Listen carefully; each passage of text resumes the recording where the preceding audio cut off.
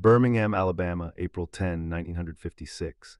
The Municipal Auditorium. Nat King Cole was halfway through Little Girl when he saw the men coming. Four white men moving fast through the crowd, not toward their seats, toward the stage, toward him. He kept singing. Maybe they were just drunk. Maybe they were fans who'd gotten overzealous. Maybe they'd stop at the stage edge like everyone else. They didn't stop.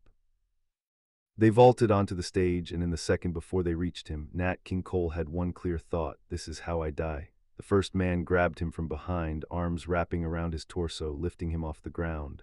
The piano bench went flying. The microphone stand crashed. Nat's band froze, instruments going silent mid-note. 3,000 people in the audience started screaming. The second man grabbed Nat's legs, trying to drag him toward the edge of the stage. The third was reaching for his throat. The fourth was yelling something, words Nat couldn't hear over the chaos but could read on his lips. Racial slurs, threats, rage. This wasn't random violence. This was planned, coordinated, an assassination attempt disguised as a concert interruption. Before we dive into what happened in those terrifying seconds and the decision Nat made the next day that would transform American entertainment forever, let me ask you, what would you do if they tried to destroy you for simply existing? Drop a comment and tell me where you're watching from, because this story about courage under attack and refusing to let violence dictate your principles is as necessary now as it was 70 years ago. The attack lasted less than a minute, but every second was etched into Nat's memory with brutal clarity.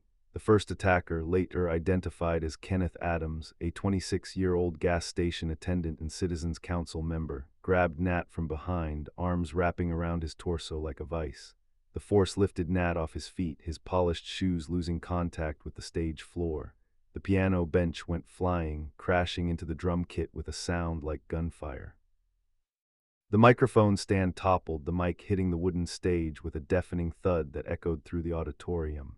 Nat's band froze, instruments going silent mid-note. Charlie Harris's bass hung loose in his hands. Lee Young's drumsticks hovered above the snare. John Collins's guitar chord died in the air. 3,000 people in the audience transitioned from polite appreciation to primal screaming in less than 2 seconds. The second man, Mike Fox, 24, unemployed carpenter, grabbed Nat's legs, trying to drag him toward the edge of the stage. His grip was brutal, fingers digging into Nat's calves hard enough to leave bruises that would last weeks. The intention was clear: get him off the stage, get him into the crowd, get him outside where they could finish what they'd started without interference.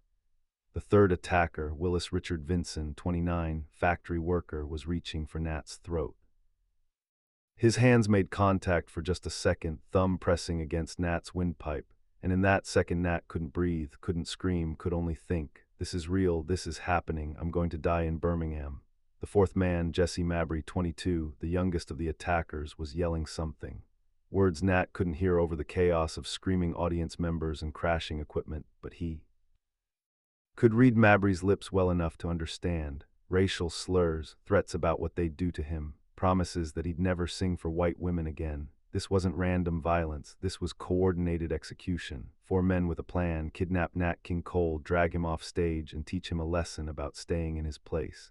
Security guards and Birmingham police rushed the stage from both sides. Officer L.B.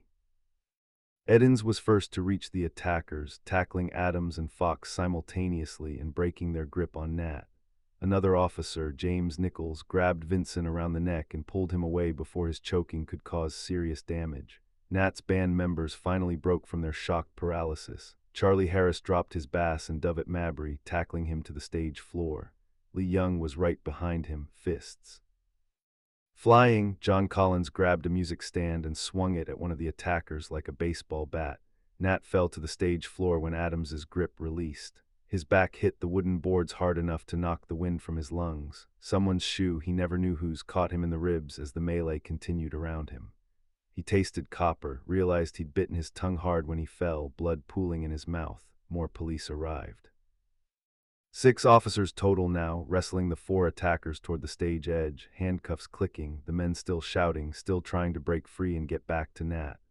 The audience was in complete chaos, some people rushing toward the stage trying to help, others fleeing toward the exits in panic, children crying, women screaming, men standing frozen in shock at what they'd just witnessed. And Nat King Cole, One of the most famous entertainers in America lay on the stage floor of a Birmingham auditorium, stunned and bleeding, trying to understand what had just happened. The answer was simple and terrible. He had been attacked for being black and successful in a place that believed black people should be neither. The backstory leading to this moment had been building for months. Nat hadn't wanted to play Birmingham.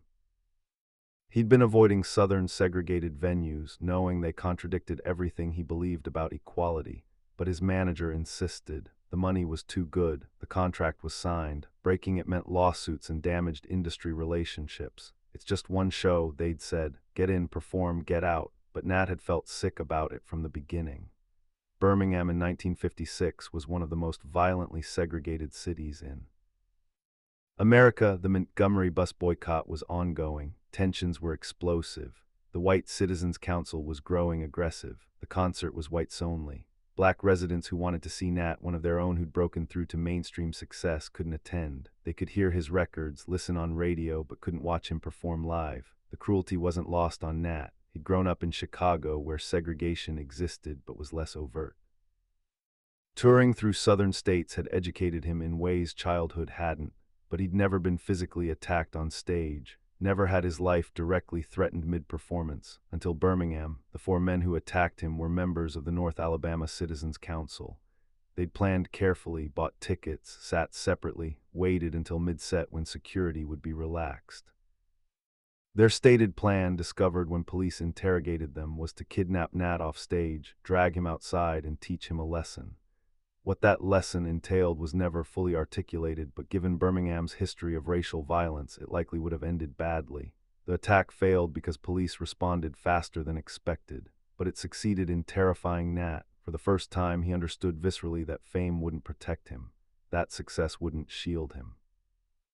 That being non-threatening and polite, everything he'd done to make white audiences comfortable, meant nothing to people who simply wanted him gone. Backstage, Nat sat in the dressing room, hands shaking. His back ached. His ribs hurt from being kicked. His tongue bled where he'd bitten it. But physical pain was nothing compared to psychological shock. Ted Heath. His tour manager looked pale. Charlie Harris kept asking if Nat needed a doctor. Lee Young paced, fists clenched, wanting to find the attackers. "We're canceling the tour," Ted said. "Too dangerous. We're going back to California tonight."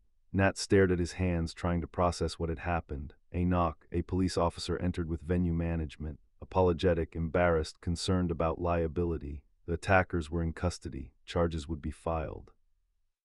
Security would be increased. This was an aberration, they promised. Nat knew it was all lies. This was exactly representative of Birmingham, of Alabama. The attack was just the violent expression of what thousands believed but were too polite to act on. When the officials left, Nat finally spoke. "What did I do wrong?" he asked quietly. Ted looked confused. "Wrong? Nat, you didn't do anything wrong. Those men were criminals, racists. You were just performing." "I was performing for a whites-only audience," Nat interrupted. "In Birmingham, Alabama, in 1956, knowing what's happening in this country, knowing what black people are fighting for, and I took their money and sang for segregationists because my contract said I had to." "You had no choice. There's always a choice." Silence filled the dressing room. Nat King Cole had built his career on being palatable to white audiences, smooth, sophisticated, unthreatening.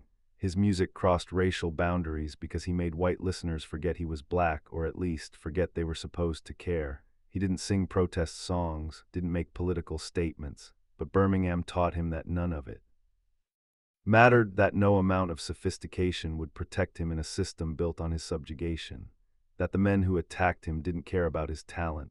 They cared that he was black and successful, violating their understanding of how the world should work. The question now was, what would he do about it? The next morning, April 11, 1956, Nat King Cole held a press conference at his hotel. Every major newspaper in the South sent reporters. This wasn't just a story about an attack on a celebrity. This was a story about the intersection of entertainment, race, and violence in a region where the civil rights movement was gaining momentum and white resistance was becoming increasingly violent. Nat walked into the conference room wearing an impeccable suit, navy blue, perfectly tailored, crisp white shirt, thin tie. His face showed no emotion. No fear, no anger, no vulnerability. He looked like a man in complete control. He sat at a small table with microphones arranged in front of him. Photographers' flashbulbs went off. Reporters leaned forward, pens ready. "I'd like to make a statement," Nat said, his voice steady and clear. "Yesterday evening, I was attacked while performing at the Birmingham Municipal Auditorium. 4 men rushed the stage and attempted to assault me. Thanks to quick action by police and security, the attack was stopped and the perpetrators are now in custody." He paused, looking directly at the cameras. "I want to say this clearly. I came to Birmingham to entertain, that's all. I thought that was what I was supposed to do. I'm a singer, not a politician. I've never claimed to be anything other than an entertainer." The reporters scribbled. Frantically, this was the quote they wanted, Nat distancing himself from civil rights activism, reassuring white audiences that he wasn't a threat. But then Nat continued and everything changed. "However, what happened last night has forced me to reconsider what it means to just entertain in a country where the color of my skin makes me a target for violence." The room went quiet. "I performed last night for a segregated audience. Black people, my people, were not allowed to attend. They couldn't sit in the same room, couldn't watch me perform, couldn't share the experience because Birmingham's laws say that white and black people must be kept separate." He leaned forward slightly. "I want to make something absolutely clear. I will never again perform for a segregated audience. I don't care how much money is offered. I don't care what contracts have been signed. I don't care about lost bookings or damaged relationships. If a venue won't allow black and white audience members to sit together, I won't perform there, period." The reporters erupted with questions. Nat held up his hand. "I understand this will cost me financially. The South is a huge market. Walking away from segregated venues means walking away from hundreds of thousands of dollars in bookings. But I've learned something. There are things more important than money. Dignity, for one. Refusing to participate in my own oppression, for another." One reporter stood. "Mr. Cole, aren't you worried this will end your career in the South? If my career depends on performing for audiences where people who look like me aren't welcome, it's not worth having." Another reporter, "The attackers were extremists. Most white Southerners aren't like that. Most white Southerners are complicit through silence," Nat interrupted. "And I've been complicit by performing for segregated venues. Last night was a wake-up call. I can't change what happened, but I can change what I do going forward." The press conference ended with Nat walking out while reporters shouted questions. But the message was clear. Nat King Cole had drawn a line. No more compromise. No more participation in segregation, regardless of cost. The response was immediate and divided. Black newspapers praised him as a hero. The Chicago Defender, "Nat King Cole stands up for dignity." The Pittsburgh Courier, "Singer refuses to perform for Jim Crow audiences." Civil rights leaders like Martin Luther King Jr. sent messages of support, recognizing that Nat's decision put pressure on other entertainers to make similar stands. But white Southern newspapers and entertainment industry figures condemned him. Venues canceled bookings, promoters threatened lawsuits. Industry insiders warned that taking political stands would destroy his crossover appeal, the very thing that made him successful. And the financial cost was exactly what Nat had anticipated, devastating. Within a month, he'd lost over $500, $0 in Southern bookings, equivalent to nearly $5 million today. Venues canceled, promoters threatened lawsuits. Industry insiders warned that political stands would destroy his crossover appeal. But Nat didn't back down. More importantly, other black performers started following his lead, creating a cascade effect that would transform the entertainment industry. Harry Belafonte was the first major artist to publicly announce a similar policy. 2 weeks after Nat's press conference, Belafonte told reporters, "Nat Cole showed us the way. I will not perform for segregated audiences. The money means nothing if we're selling our dignity to earn it." Belafonte was at the peak of his career, his calypso music topping charts, and walking away from Southern segregated venues cost him an estimated $300, $0 in immediate bookings. He didn't hesitate. Sammy Davis Jr. made his announcement more quietly but no less firmly.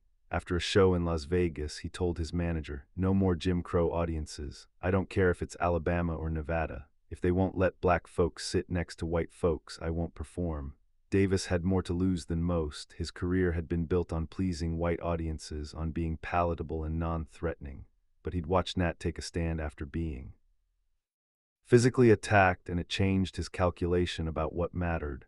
Ella Fitzgerald, Count Basie, Duke Ellington, one by one, the giants of black music drew the same line. Some did it publicly, making announcements and granting interviews. Others did it quietly through their booking agents and managers, simply refusing contracts that required segregated seating. The effect was cumulative and powerful.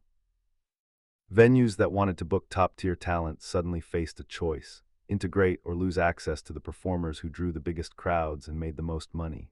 For many venue owners, particularly those in border states and larger southern cities, the economic calculus shifted. Segregation wasn't just morally wrong, it was becoming financially unsustainable. Within 18 months of Nat's Birmingham attack and press conference, over 40 major entertainment venues across the South had quietly dropped their whites-only policies. They didn't make announcements, didn't apologize, just started selling tickets to black patrons and arranging integrated seating. Some claimed they'd always planned to integrate eventually. Others blamed changing market conditions. None admitted what was obvious: they couldn't afford to lose access to black performers who discovered they had economic power. Not every venue integrated. Some doubled down, booking only white performers who'd still play for segregated crowds. These venues slowly died, unable to compete with integrated venues that could book better talent. The market, driven by performers' refusal to participate in segregation, accomplished what years of protests and legal challenges hadn't fully achieved in entertainment spaces. This wasn't the only factor in integrating Southern entertainment venues. The broader civil rights movement, court decisions, federal pressure all played roles. But Nat King Cole's decision after the Birmingham attack was a catalyst. It demonstrated that successful black performers wouldn't tolerate segregation anymore, that they'd sacrifice income for dignity, that they were willing to use their economic power as leverage. The 4 men who attacked Nat were tried and convicted, though their sentences were light: fines and probation, no jail time. Birmingham authorities wanted the story to go away, but Nat wouldn't let it. He mentioned it in interviews for years, talked about how being attacked changed his understanding of his responsibility, explained that you couldn't separate art from context, that performing meant making choices, and those choices had moral weight. In 1964, 8 years after the attack, Nat returned to Birmingham for an integrated audience. The concert sold out, black and white sat together, and when Nat walked onto that stage, he felt vindication. "I came here 8 years ago and left bleeding," he told the audience. "I'm back because this city has changed, because we've learned that music sounds better when everyone's invited." The applause lasted 5 minutes. Nat King Cole died in 1965, just a year after that Birmingham return concert, from lung cancer at age 45. He never lived to see the full integration of American society that the civil rights movement was fighting for. But his decision in 1956 to refuse segregated venues despite enormous financial cost helped accelerate that integration in the entertainment world. Today, the story of the Birmingham attack is often reduced to a footnote. Nat King Cole was attacked on stage in 1956, but the real story isn't the attack itself. It's what happened next, how a man who'd built his career on being non-threatening decided that safety and comfort were less important than principle. How financial security became less valuable than moral integrity. How one person's refusal to compromise created permission for others to do the same. The Birmingham attack could have ended Nat's career. Could have made him retreat into safer, whiter spaces where the threat of violence was lower. Could have convinced him that speaking up wasn't worth the risk. Instead, it clarified his purpose. It transformed him from an entertainer who happened to be black into a black entertainer who refused to participate in his own oppression. That transformation didn't just change Nat King Cole. It changed the industry. It changed what was possible. It demonstrated that economic leverage could be a weapon for justice, that refusing to perform for segregated audiences could force venues to choose between integration and financial loss. 70 years later, we live in a world where the idea of segregated concert venues seems absurd, where the thought of a performer being attacked for their race feels like ancient history. But it happened. In Birmingham, Alabama, in 1956, 4 white supremacists tried to kidnap Nat King Cole off a stage because they couldn't tolerate a black man being successful and visible. And Nat's response, calm, principled, unwavering, became a template for how to respond to hatred. Not with revenge, not with retreat, but with unshakable commitment to dignity and justice, regardless of cost. "I just came here to entertain," he'd said at that press conference, "but they taught me that entertainment isn't neutral. that performing is political, that where you sing and for whom you sing makes a statement about what you believe. He learned that lesson on a Birmingham stage, terrified and bleeding, and he never forgot it.